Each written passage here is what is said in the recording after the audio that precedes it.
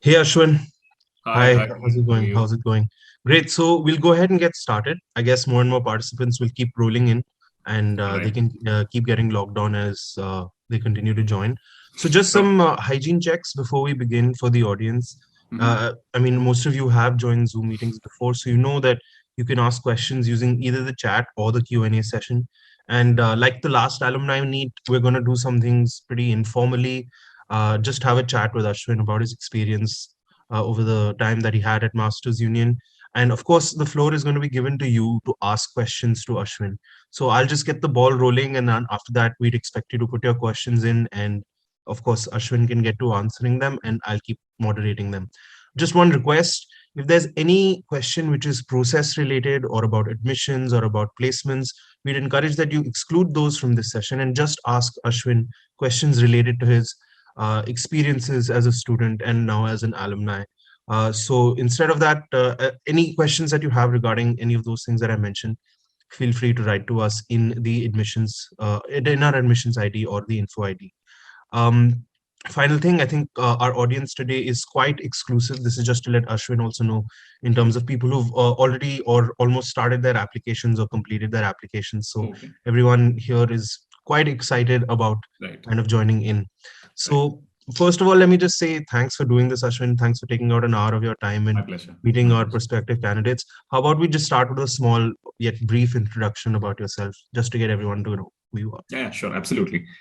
So first of all, before that, thank you all for joining. I'm not sure, if some of you have reached out to me on LinkedIn. Ever since I put up a small Quora post, I think I've been receiving a lot of, LinkedIn inbounds. It's just that it was practically not possible for me to get to every single message, though I'm trying. So apologies for that in advance, but yeah, so I come from this small town called Coimbatore. Not sure if many of you know about this place, but yeah, I mean, it's in Tamil Nadu. And then I did my undergrad in mechanical engineering.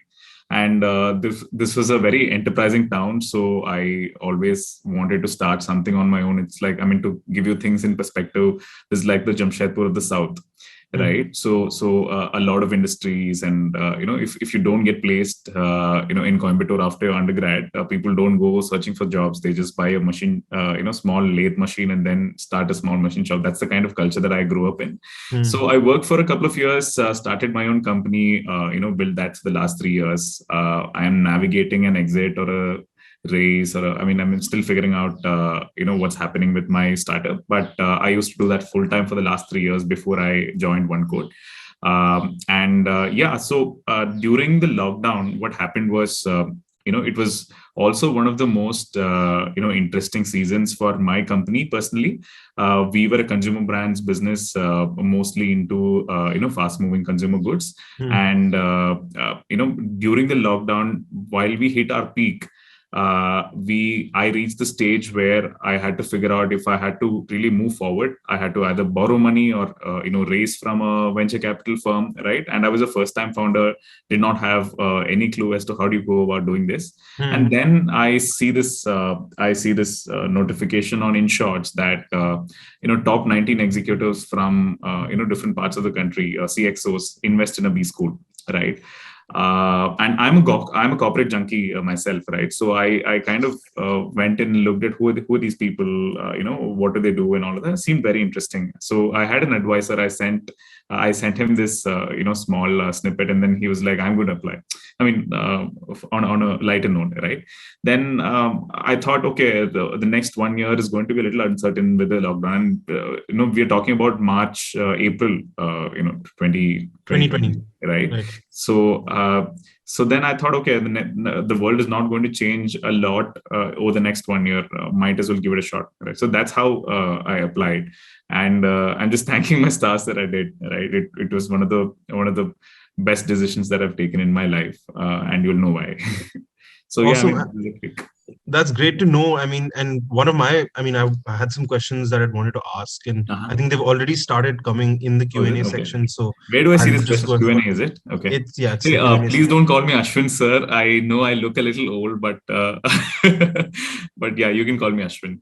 Great. So Uh, there's a proclamation from Ashwin. But I'm going to go with the third question. Sure. That's something that I'm also curious to know about, because Uh-huh. you were at the in the founding cohort, and Right. Masters Union had just started. Yeah. So how did you kind of eventually come to a decision? Because when it comes to B school, people think about placements, people think about Right. track records and stuff. So when it comes to new college entirely, how did that kind of fit into your bill? Oh yeah. So see, that's also the beauty about a new whatever masters union, right? At least the first cohort, I'd say. I don't know what's the case with the second cohort, but see, we were a bunch of risk takers, and when I say Hmm. risk takers, we were not, we were not people who would blindly jump into something, but then we had a very large risk appetite, right? While all of us did a lot of research in terms of by figuring out if this is good, or I mean the proposition was too good to be true, right? You Hmm. could see Shashi Tharoor on the website, you could see Mukund Rajan on the website, right? Rajat Mathur from Morgan Hmm. Stanley, Manoj Hmm. Kohli, right? Now these were really tall names in the industry, and then first of all we thought, I mean, if there are so many people, if somebody has to scam away with all these names, then they're going to get caught big time, right? So, but then all of us, we came from a background where we had a solid, career, at least, we had a good start for our careers, right? And if not for anything, if this 1 year is a waste of time, we could go back to our careers and have something. So if you look at Hmm. the general, if you look at the general cohort statistics in the first cohort, right? You'd say it's pretty enterprising. People with work experience from diverse backgrounds and stuff coming in to be that first cohort. Not only not only folks with work experience, even if they were freshers, right? They came from schools where if you look at the candidates, you'll know, right? Hmm. Hmm. They were people who are not scared of what will happen, right? They wanted to kind of learn, experience, and use this platform to kind of make sure they upskill for themselves. So Hmm. most of them in the first batch will, at that, right? So so again, I'm somebody who started up, so my risk appetite is generally high, and there were other, five other founders in the in the cohort, right? So I think it was to do with our risk appetite, I'd say. Yeah, I mean, just to kind of add to your point, just now looking at the third batch in terms of admissions, Mm-hmm, uh, mm-hmm, we see that Masters Union is being, as you correctly pointed out, as a platform for what people want to get out of it. So, mm-hmm. people come in with a traditional mindset of placements and they want to get a job somewhere. It also serves that use case. People are coming in with an entrepreneurial mindset, with, Right, wanting to learn, say, unique knowledge and skills that they can take away for their company. And very right, interestingly, the right, third category this year is a lot of people with a lot of work experience. So 15 years, 20 years, they're looking at it just to kind of upskill themselves and see, okay, right, where yeah, is the industry? What is the academia right now? So right, it's very interesting in terms of how people want to use Masters Union as a platform for themselves, either, kind of pivot in their careers or kind of move towards entrepreneurship. right. Did that kind of, how much of the placements were you thinking about before you had made, kind of a decision, or was it just based on the experience and the people that you were going to be around? So for me, in my case personally, I was not really looking for a placement as such, Hmm. right? Because Hmm. I was running a firm, and then I just wanted to know. So the proposition was such that it was extremely startup friendly. Hmm. They had a 5 crore corpus, Hmm. and I had a call with Rupesh, who was a CEO. Hmm. So Rupesh told me that, hey, you know what, we connected with VCs. We can, if you have a good proposition, if you have a good startup model, we will definitely want you to, come here and make Hmm. sure you use this platform to do well for yourself, right? And that happened, right? So for example, till I came to Masters Union, I did not know how do I proceed here. But then I had Professor Marisetti, who taught us finance. He put Yeah. me in Yeah. touch with a couple of organizations. One of them even expressed interest in buying us out in terms of an acquisition, Hmm. so I'm not going to give you too much detail there, but a lot of things happened from a personal front, right? So Hmm. if I had to put things in perspective, Masters Union is a place for hustlers, right? Hmm. So, like you said, if you're looking at a traditional mindset that, hey, you know what, I come here and a placement is something that I need mandatorily. probably you better fit elsewhere. I mean, that's not a bad mindset, but there might be a little bit of a lesser, whatever. This needs to have a slightly more aggressive thinking, I'd say, to Hmm. join Masters Union, because a lot of us did not have a clue as to where all of us will be placed after 1 year. For example, Hmm. MBBs, right? Yeah. Nobody, not even the management, was confident about MBBs, whatever converting, right? Hmm. It's a Hmm. big thing, right? Because people spend crores, to get into a Harvard or let's say INSEAD, and then move to a BCG or a McKinsey or a Bain from there. Right now, that happening in the very first batch by itself shows how much this community hustles together, right? Hmm. So when we came, we did not have expectations, and but having said that, it did not mean that okay, we have 1 year, let's just waste it. That's not what we intended. All of Hmm. us, we formed, just like how all of you will probably have WhatsApp groups and discussion forums, thinking whether to join or not. We also had something similar. We discussed, debated, right? And very quickly, and because there was a common enemy of uncertainty, right? All of Hmm. us decided amongst ourselves that hey, you know what, let's just give this a shot, right? If things don't work out, we'll all figure out amongst ourselves as to what's going to be the next step. Hmm. Sounds So great. I mean, yeah. yeah, that kind of enterprising mindset is something that I do see as a common theme amongst, and also that proactivity is a common theme amongst our students. But just to stick on that kind of hustler mindset and that kind of work ethic, having a very kind of rigorous experience. Now let's transition from you pre-Masters Union to now your time in Masters Union. Can you Mhm. give us like a brief, like, how rigorous was it in terms of you doing academics, and then the other initiatives that are also there in terms of the VIP and the MUIF and the other kind of clubs and committees that are there? How does a typical student spend their time at Masters Union? Okay, I mean, honestly, it's very. I can't draw a single theme, right? See, the Okay. beauty with Masters Union is that you don't have a common goal, right? So, for example, you go to good B schools, like the top B schools in India, right? There is a common theme that hey, you know what? I had to crack a consulting job. I have to crack a whatever Hmm. XYZ company, Hmm. right? Hmm. So Hmm. there are probably 30, 40 people applying for the same job, right? So then their lives are also going to be the same over the next 2 years, right? Hmm. Hmm. The good thing with Masters Union was that number one, we were an early batch, and then we had very diverse dreams, right? Hmm. And that resulted in a very very beautiful student culture, because I am not competing directly with you, right? Hmm. And even if I'm competing, like it's just you and me, there Hmm. is a potential, I mean, there is a scope that if the company likes both of us, they'll take both of us, right? Hmm. So there have been instances where when we were applying for the same job, all of us prepared together, all of us like collectively uplifted. I mean, this might sound too good. I mean, it might sound too cinematic. It'll look like as if we were all ranchos from Three Idiots, but that Hmm. is exactly how it was, right? Because we did not have a common dream, right? So that kind of helped. So in terms of the student life, it started with the preterm assignment. Hmm. Right, that's when we, in fact, the preterm assignment was at a state where we still did not know if it was physical or if it is going to be online. One thing I Virtual. tell you, if this was an online course, I would have never taken this up, right? Hmm. Because, and the reason I'll tell you, it's not because the learning would not have been there.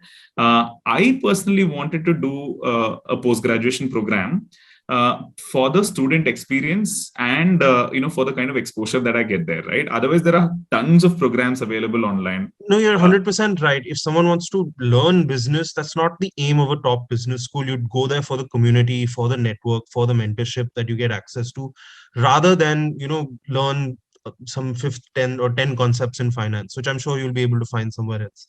So I think Absolutely. that, that you're completely right. That magic of it being in person and having that kind of experience with your Yeah, classmates together in that particular room, it definitely adds to the experience there.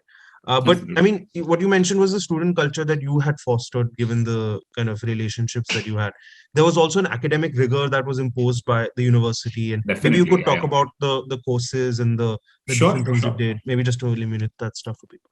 Sure. So the learning started from the pre-term assignment itself, because Hmm. we were given a task, and we were supposed to do drop shipping projects by Right. forming groups, right? And like it was ever since the first project was handed over to us, all of us started hustling really really well, right? We formed groups, we understood who works, we understood who's good at what, right? And then very quickly during the middle of the whatever pandemic, we came up with with a little bit of revenue. All of us opened up small stores and And this started is drop shipping. this is even before Masters Union starts, that you This is kind before of, Masters University. All of us you are have to sitting at our you have to homes. We still generate don't know if revenue. we're still going to join or Right. not. I mean, there were Right. one or two dropouts even after the after the drop Hmm. shipping course, because they were still not sure. Hmm. But but some of them have reached out to us back, and I mean, they were like, "Shit, we should have joined," right? Hmm. Yeah. But anyway, Yeah. um, so yeah, that's how it started, right? So initially we were given tasks, so we kind of understood that okay, this is going to be the model of this particular school, right? Having Hmm. said that, it was not completely a practical kind of a learning experience. There were theory papers, because you simply can't teach finance before you get to the basics, right? Before Hmm. you know how to even look at a balance sheet, you just can't Hmm. say, hey, okay, what, go do due diligence for this company, right? I Hmm. mean, Hmm. Hmm. so all our fundamental papers were covered. Your fundamental stats, eco, and your basic marketing papers, they were all classroom sessions. We had just that our exam methodologies were different. Hmm. It was not just question and answers, or it's not going to be. It was not in a form where your traditional B schools examine, right? It was slightly different in terms of how we are analyzed for how much of concepts we've grasped, right? So fundamental subjects happened in during classes, and it happened in a slightly traditional way, I'd say. But after that, specializations happened in a very very different format, right? Hmm. Then all of us were constantly pushed to pick up side gigs. All of us were constantly pushed to take up live projects, right? Or even if for live project we had very simulated whatever environments within the classroom, right? So Hmm. we had competitions within our let's say within our cohort. So for example, Enigma was one such event where Hmm. all of us had to bid for players. See, by the time Enigma happened, it was I think 2-3 terms into our course, right? So we created a B school whatever B school event. I was part of the Masters Union Innovation Lab, Hmm. right, which was organizing this particular event, and it was a B plan contest, right? Hmm. Hmm. Now, the beauty here is that when you come together to bid for your own players like an IPL, right? Hmm. Hmm. You auction for players based on what they're good at. So you need a Right. techie, you need a marketing person, you need XYZ, and we put real money, right? We bring in team owners Oh. from within the batch. We put real money on these people, and we bid for them, right? So that's how serious our games were. A lot Okay. of things came out, like and when I say a lot of learning happened, these are not just academic learnings, right? Very minute psychological Right. changes that you would definitely take back when you go back and work in a corporate setting, right? Hmm. Hmm. Who's valued more, right? Hmm. How are they evaluating these people, right? Till Hmm. until then, a lot of us were surprised. Some people were bid for really exorbitant amounts, Hmm. right? So it was a fun exercise that way, and we had many such events, right, which Hmm. were like real life, simulated, or even Hmm. live projects from companies, right? And MU that way is super super connected. So Hmm. we just have plenty of opportunities, right? You come back and say, hey, you know what, I want to do a project here. Can you get me a company, or can you help me build this? They're going to be very friendly about it. Right. So I that mean, way, yeah, that way yeah. we just had a series of assignments, projects, and papers, and very good papers also, right? Hmm. They were not traditional papers. Once our fundamentals were covered, then we did not have any traditional paper, like your whatever regular B school. After that, they were all papers that were very very relevant, because all of this was designed by folks who will come back and recruit, Yeah. right? So they said, hey, you know what, teach them this, because this is exactly what I need, as a whatever problem solving in my company. So Right. that's how it was. I mean, so as you said, use case for employers also to see and put in the most relevant curriculum for Yeah, students to learn. yeah. Okay, so like one thing I want to highlight for everyone on the call as well is the fact that you mentioned two aspects to the academic life. One is actually the theoretical component in which you're taking classes, and the other stuff is your, say non-academic or co-curricular component, which is also graded, which is your drop shipping project, as you mentioned, or the MUIL as you participated in, for example. So just to kind of expand on that, let's just talk more about the student culture. There were a lot Mhm. of clubs, committees that were also created. Mhm. And obviously, there's a huge expansion now that it's the third cohort and kind of things are pretty much buzzing on Yeah. campus. But Yeah. how was your time there in terms of clubs and committees? And just a question: Were you staying in the hostel at that time? Absolutely. Yeah. Yeah. Yeah. So maybe if you could talk also about, say, your hostel life and experiences there as well. Okay, so I think that's three, four angles at once. Let me Hmm. try and cover one by one. So you want me to talk about the hostel, about the clubs and the student life. Okay, Yeah, so essentially. let me start talking about the clubs, right? So I was part of MUIL. I was the program manager for the venture initiation program, right? Hmm. So because I was a startup founder myself, I took the responsibility to make sure that there were other startups that came from within the cohort, right? So and this was during summers, so we really had to convince so people with good ideas, and then who really wanted a little bit of a nudge. All of us collectively as a cohort pushed them to kind of try this. That's the best thing about Masters Union, according to me, right? Hmm. Hmm. If you were somebody who wants to start but also wants a safety net, please come here, right? Because during your internship you will be, I mean, during your as soon as your program begins, I think they're starting now from the second cohort, but for us it was like, why don't you start at least during your internship time? You have 2 months, you can get something into action, try and see, Hmm. at least Hmm. do some customer validation, some Hmm. user research, right? And see if you want to take this as a bootstrap company, or raise whatever VC money, or do this as a side gig. Because end of the day, the moment you have some amount of real life work experience where you've built everything, companies value that a lot, right? Hmm. So this was one major attraction. So we did this, we every week we used to track progress, and then the startups used to come back and say, hey, I want you to connect me to this particular VC, or I want you to connect me to this particular vendor who can do this for me, right? Hmm. The marketing agencies, whatnot. So we built this together. So I think two companies raised money. One company decided that, hey, the proposition is probably not ready. I think we drop this. Even that is a good learning, I'd say, right? So you Hmm. want to Hmm. try something. They tried and they thought that maybe it's this is not the right time for us to do this, right?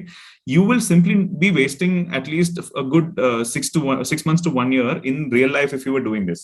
But Hmm. they could get that learning. In fact, there was another instance where two people started, and then one of them felt that, hey, you know what, we have different visions, so I'm out of this process, right? Now, had the same thing happened in real life, imagine the kind of opportunity cost and the Right. time, Yeah. effort, and whatever mental health that would have been affected, right? Because it was a simulated environment, and because that these people knew that if not for anything, if this doesn't work out, I still have my final placements, right? Hmm. And I think we had an option to even defer our placements if you're starting up, right? Hmm. So Hmm. in case one of these startups fail, they can always come back and say, hey, you know what, they can sit for the placements for the second batch with the second Hmm. batch, Hmm. right? So that was enough safety net for people to start, and this is how we used to nudge people to Hmm. start, right? But having said that, it was not just fully startups.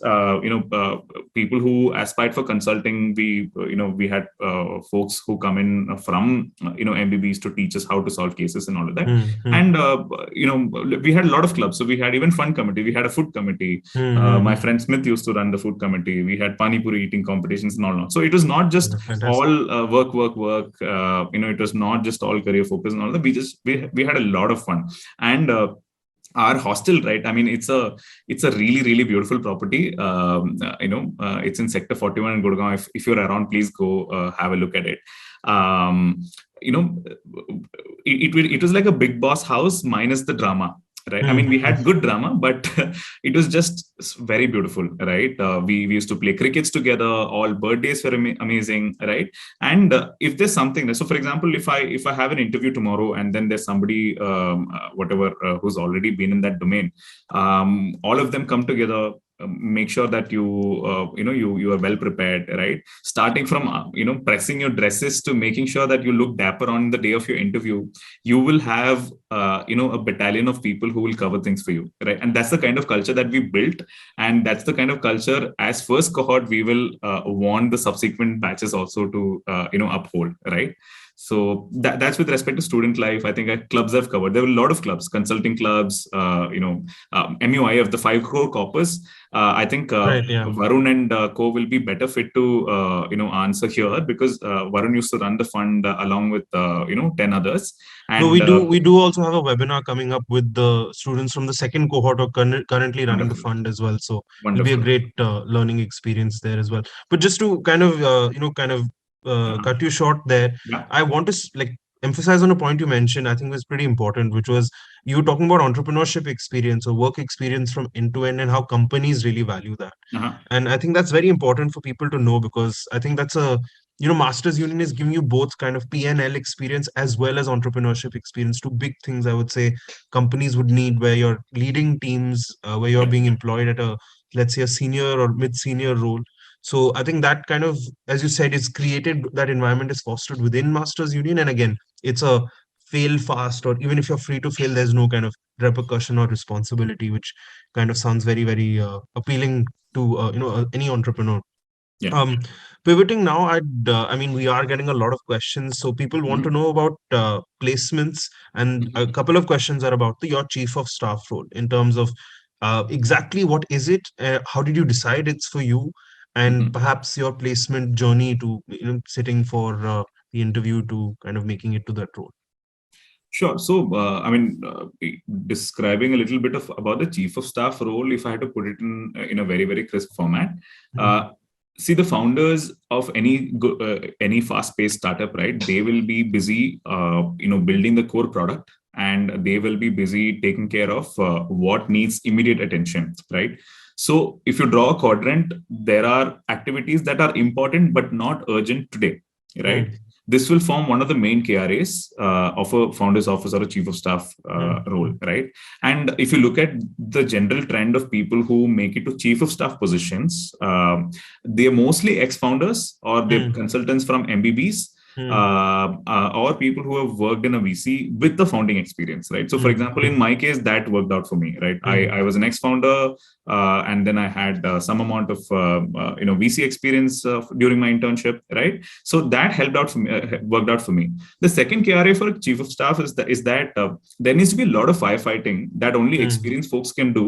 mm, Because they would have seen this in the past for their own startups, or in other companies where they would have solved it for others, right? So this also forms another KRA. So you report to if you're chief of staff in the founder's office, then you report to both the founders or mm, all three founders, right? Depending on the number of founders. So mm, every founder will have some pain point, that you're supposed to address, and you go on solving that for them, right? So it's a very subjective role depending on the company. My One of my main KRAs is to set up different teams, right? I'm setting up the technology team here. I'm taking care of branding and marketing initiatives, right? Hiring is one very very key role for any chief of staff, right? Because you had to strategically bring in talent. When you don't have enough talent branding, it is your job to attract good talent and make sure that we have a right set of people building this for us. So this is how a general chief of staff works. And then if you're slightly junior, or if you're a fresher, and then you can look at a lot of founders office roles, right? Oh yeah, I mean, somebody's asking the same question. So right. Yeah. for freshers, right? I'm not sure how many companies recruit for the same role, chief of staff. I mean, it's just end of the day, just designations. But yes, there are founders office roles. For example, Tony and Ami from our batch Mm, are now with Jodopay, right? I'm not yeah. sure. I think with Jodopay, right? Both of them are freshers. Both of them are working in the founders office. I think one of them is taking care of events. The other one is taking care of some amount of consulting, domains. I'm not sure, what's their entire, full job description. But then both of them are freshers, right? So freshers can also apply for founders office roles, but you need to be really strong in problem solving, right? Mm, Because generally founders office roles is an exit role after a consulting experience, right? Now, if you want to crack one of those roles, then you need to be really good at problem solving, and you need to have industry relevance, right? So if you're from if you come with a couple of years of experience in a particular industry and then do MU, you will better fit as a founder's office or a chief of staff there, vis-a-vis you applying for a generic industry that is not relevant to you. Right. Makes So sense. yeah. So, and with respect to my placement, it was simple. I mean, I was I'm still figuring out the exit of my company, of my own startup, right? So a lot of things were happening there. So I wanted to get into a role where I could, I did not want to immediately get into a function, right? Because after chief of staff, you will go on to pick up one of the domains and double down on that, right? You can either take marketing, you can either take, get into product or manage P&L for the company. That depends on you and the founders and what you want to, right? It's So like doing science in class 11 and 12 to kind of keep your options open. If I can draw an science, bio, analogy. and math, Yeah, right? It's like got it. doing science, bio, and math, because Mm, you might want to apply for MBBS or engineering. So got it. that way, I wanted to, as a founder moving back into corporate setting, I did not want to immediately like close my options. And again, once you're a founder, it's extremely difficult to come back to the job market, right? Yeah, yeah, Because yeah, yeah. yeah, so then I wanted to also make sure that I'm building something along with somebody, and OneCode is a great place that way, right? I got in touch with Sequoia Capital. Swati, put me in touch with Yash and Manish from OneCode. I like them; they like me. Thankfully, things worked out. So yeah. That's great to hear, and hopefully that I guess gives good insight to both people with work experience and people who are freshers. There's a question over here from Shivani. She's asked you if you could expand a bit more about the one-on-one mentorship and the CXO shadow program and the kind of mentorship experiences that you had at Masters Union. Okay, so see, one-on-one mentorship is it is designed in such a way that you have somebody senior who's hand-holding you, who can give you some guidance, because most of your MBA journey, no matter how how self-aware you are, is going to be a very confusing journey, right? Because you have different people from different industries coming and telling you what's nice in their industry, right? Somebody from energy will come and say, hey, solar is the future. Somebody will say electric is going to be the future, right? And then you'll suddenly feel that, hey, what are we doing with tech, right? Let's just go to mobility. Let's work for Tesla. And then the next day you'll hear somebody from fantasy gaming and coming telling you, hey, we made $1 million, right, just by building a gaming application. And then you'll suddenly feel like, hey, let me do this. So it's going to be a very confusing and a very tempting journey, because you'll want to do so many things, right?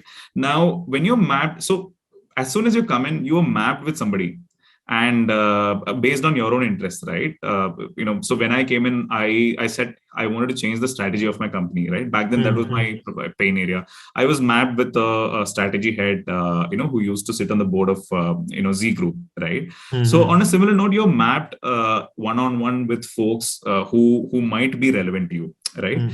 Now, this totally depends on you and the mentor, right? So till this, I think MU will facilitate. After this, it totally depends. There are a lot of people who could take a lot of value out of this. There were people who, for whom this did not work out also. So this is very subjective, right? But having said that, this, beyond this one-on-one mentorship, what I find very useful at Masters Union is that any master you take, right, they're ready to mentor. Right. The reason why they're coming on board to Masters Union itself is because they want to give back, right?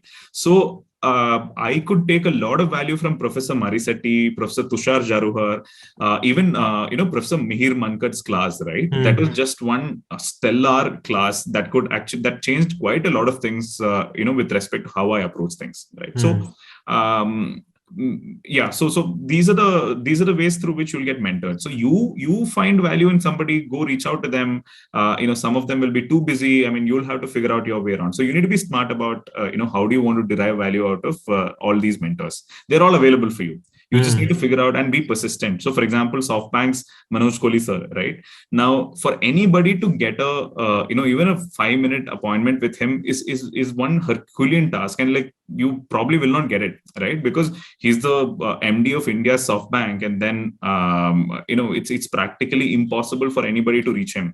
Right now, we were very persistent, and then he took a class on energy for us, and then he suddenly said, "Hey, I want to talk to all entrepreneurs in the class." Right?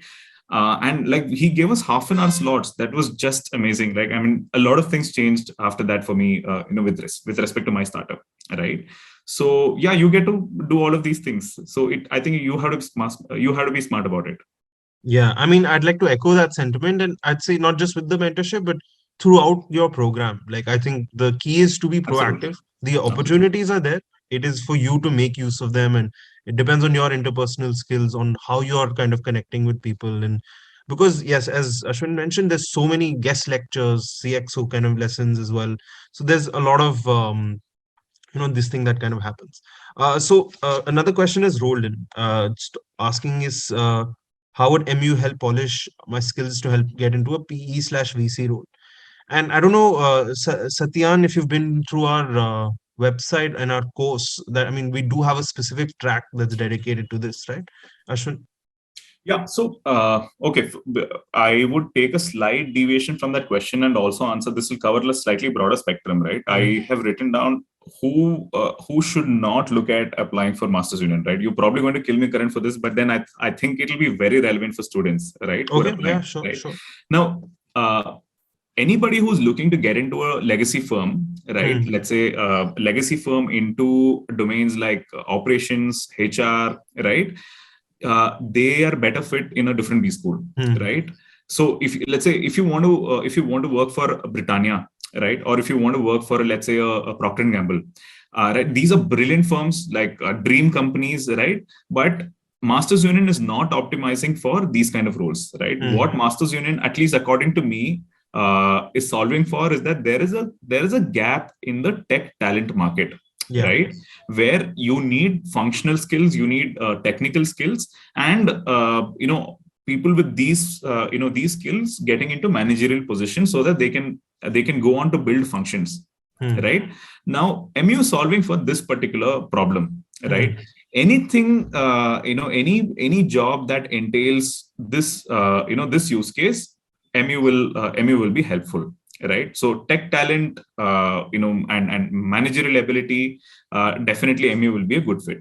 But if you think you want to work in the alcohol industry, let's say, Diageo, Mm. Yeah. a Sab Miller, great companies to work for. They also pay well, right? Mm. But you probably may want to consider a IIM Ahmedabad or a Bangalore, or an SP Jain for that matter, right? But MU will not optimize, for that particular placement opportunity, right? No, Now I coming would to the agree with question. that, because as you Mhm. said correctly, it's pretty much optimizing for employee expectations and MBA output for that particular management and tech industry. If people want to come here for public policy or want to know more about that, obviously you much rather apply elsewhere. Yeah. So yeah, you can go ahead. Sorry. But answering your question about PE and VC, right? See, Mm. private equity is still a hard crack, right? Mm. Mm. Because there are only so many jobs available in the market. Mm. So I would be lying if I told you that it's a great place for you to do PE. We're still figuring out, Mm. because PE job is, of course, the best paying job that you can get. Mm. But in terms of skills, yes, we have Mm. people who've been working in PE, coming and teaching you about whatever, real life case studies. And VC, definitely. So I interned with this venture capital firm called Antler. We Mm. had Mr. Nitin Mm. Sharma, who was the India partner. He used to run a micro fund earlier called First Principles. So he Mm. came to campus. He did a small talk with us, and then we had we applied, and whatever, we had an internship there, right? On a similar note, I think my friend Dhiren used to work for Ant Hill Ventures, right? So yes, VC opportunities, yes, but I would be deceiving you if I told you that, hey, there are plenty of opportunities like this, right? PE, VC, consulting, these jobs are, only handful, right? There's just only so many opportunities available, right? So if you really want to, kind of get into it, you'll have to put so much work, into cracking one of these opportunities, right? Go beat anywhere, right? So MU will definitely help you. In fact, Pratham and I had a very, very, very detailed, back and forth discussion in terms of my assignment before even I could, apply for a VC opportunity, right? So Mm. all of this happens. MU will definitely help you, right? But then it's also about how much you are ready to put into that, right? If you put X, I can guarantee that MU will put for X, right? I'm not joking. right? But you need to put that X, right? Without that, there's practically no return. Right, and I mean it's not a spoon feeding kind of mechanism that Not Masters at all. Union kind of Not at gives all. you, right? Not So at all. people In shouldn't fact, it's quite expect, the yeah, contrary, I'd say, right? So, I mean, exactly. if you put in effort, you will be whatever visible. Like, circling back to the previous, initial point that I discussed, right? If you are Hmm. ready to hustle, MU is a great opportunity. If you think you need a safe bet, probably MU is not the right place. Got it. Got it. Got it. So I think we're about 6:40. We'll take the next two, three questions, and then we can move towards winding up the session. Sure. There's an interesting set of questions asked across the chat and as well as the Q&A section. Sure. Um, Someone's asked, you have friends who must be in IIMs or other MBA colleges, and Mm-hmm. having interacted with them after graduating, what Uh-huh. do you think that Masters Union has given you that's perhaps different to people from who've graduated from other business schools, maybe around the same time, like a year or two before or a year or two after? Do you see any discernible difference in skills or approach or kind of anything that you see? I mean, that's an interesting question because, see, honestly, there's just a lot of negativity around, people generally doing well, right? Hmm. Hmm. In fact, much before Masters Union, people used to curse a lot and say that, hey, only IIM founders get funded, only IT founders Yeah. get funded, Yeah. right? But Yeah. see, there are people put in hard work, and then that's a result of them being there, right? Hmm. So you have a lot of saw grape stories, Hmm. right? Hmm. So when Hmm. Masters Union happened, even for Masters Union, there was just a lot of people, a lot of negativity that happened.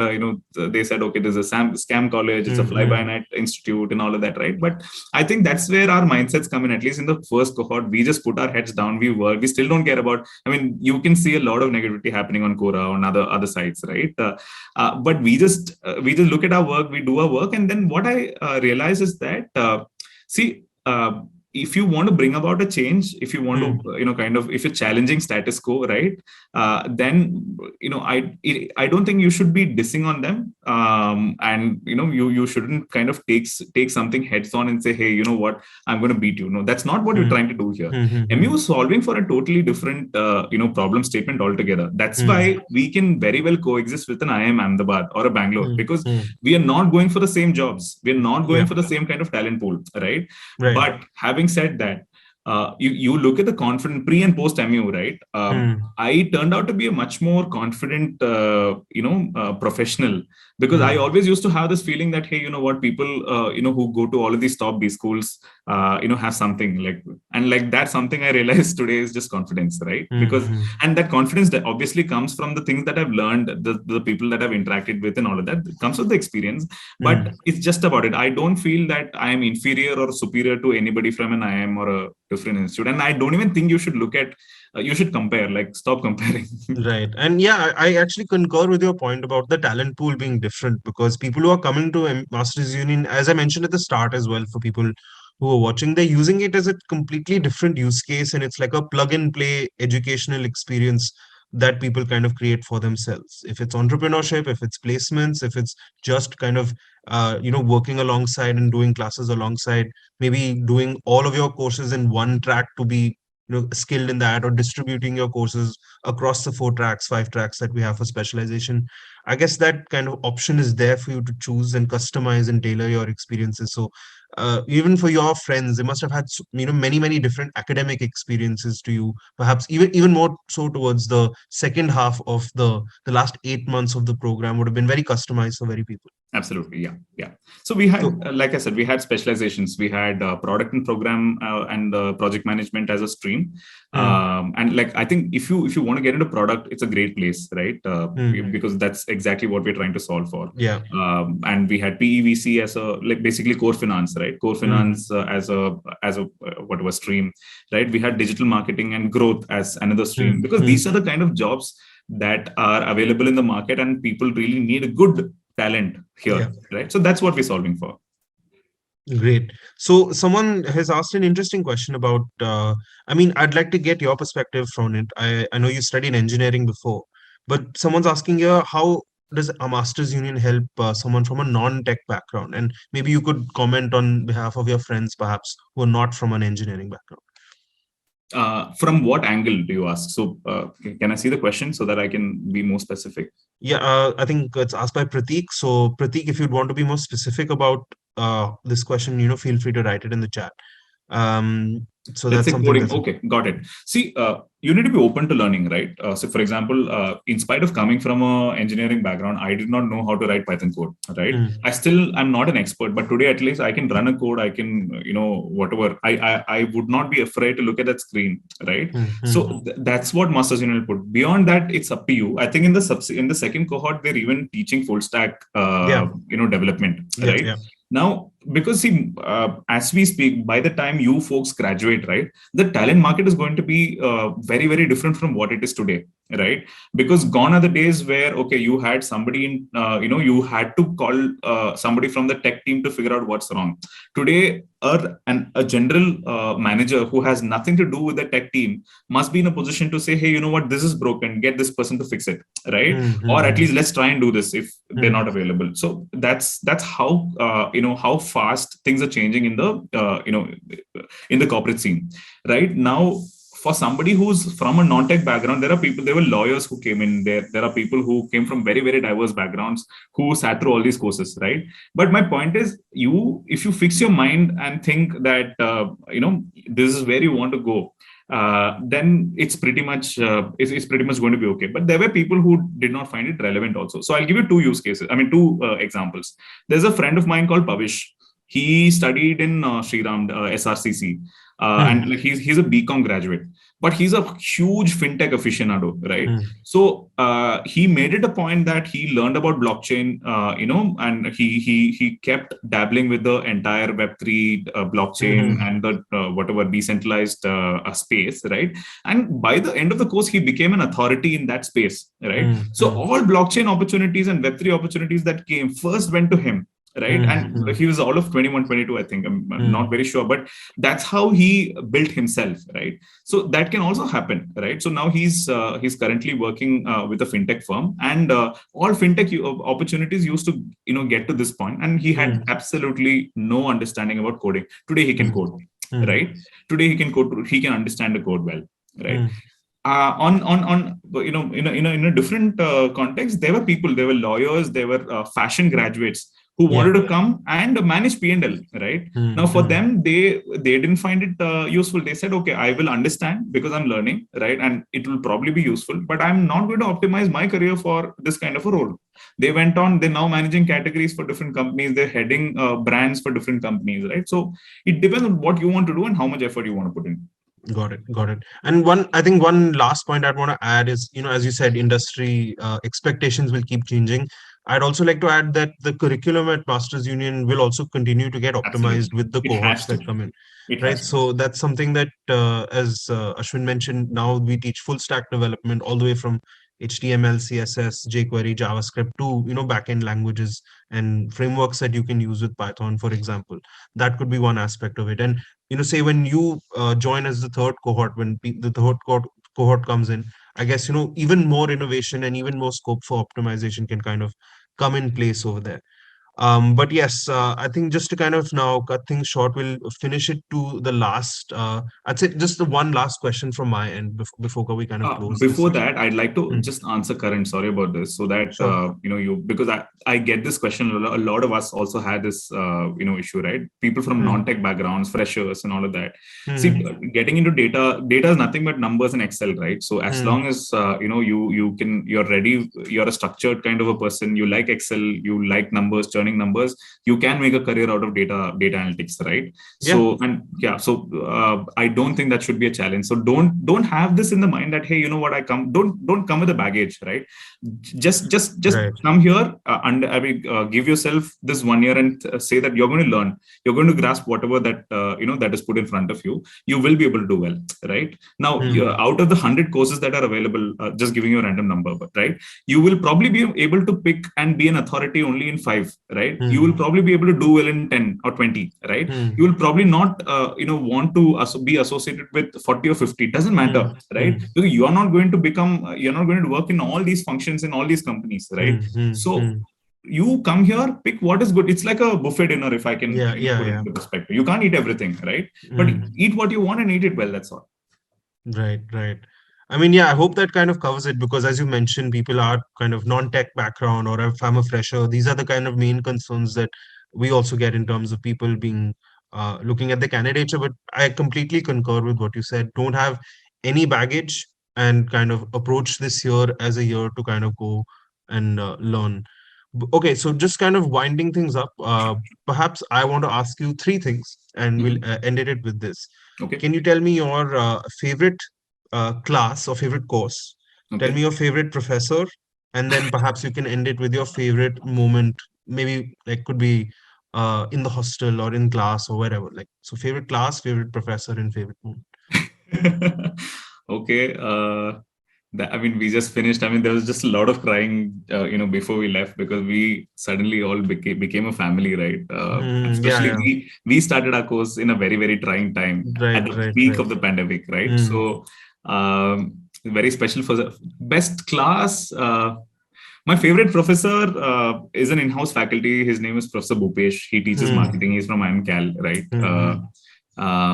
So yeah, I mean, but then I really liked these two, three professors, right? Professor Marisetti, Yeah. uh, for the kind of support that he extends, and he keeps it real. Like he gives it you straight to your face, what's right and what's broken, right? And he really genuinely wants the students to do well. So Professor Nice. Marisetti for that. Mm, Professor Mihir Mankad's course, right? The art of communication. It's basically a course on how you craft a speech. The mm, core theme of the course is very simple. He asks you to give a speech that makes your grandchildren proud, right? mm, But there's just so much work involved in that, right? mm, And by the time you finish that course, you are a changed person when it comes to putting in effort and seeing the results all over one mm, month, right? mm, mm. So I really enjoyed doing that course, right? And Professor Tushar Jaruhar for making Python, very very very fun and interactive, right? So and definitely he also helps quite a bit, right? So Right. Yeah. these three professors from the masters and Professor Bhupesh from the in-house faculty. Um, my favorite class, I mean, I don't want to get into like which was my favorite subject and all of that. I mean, I enjoyed quite a bit of course. I liked brand management. I enjoyed my first Python course because I Mm, also used to think that okay, tech is a distant thing, so let me not mm, get into. I mm, felt I'm a cool techie when I could really do something on Python, right? I would mm, have probably mm, been mm, just doing 1+1, but yeah. So, but then favorite moment. See, one thing I can tell you is all of us are suddenly now part of a small fraternity. Now, mm, all we want to do is to make sure that this becomes a different journey. We also become a good name in the industry, right? We're not competing with anybody. We're trying to solve a set of problems. We're a small community, right?